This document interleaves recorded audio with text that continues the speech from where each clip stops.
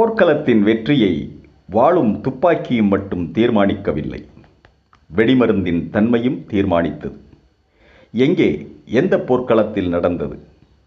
வாருங்கள், கேப்டன் பிளம்பர்க்கின் நாட்குறிப்பை புரட்டுவோம். 1696 ஆண்டு. ஆம், கிபி 1696 ஆண்டு. கருங்கடல் நுழைவாயிலில் இருந்த அசோவ் கோட்டையை பிடிக்க ரஷ்ய இராணுவம் சக்கரவர்த்தி பீட்டர்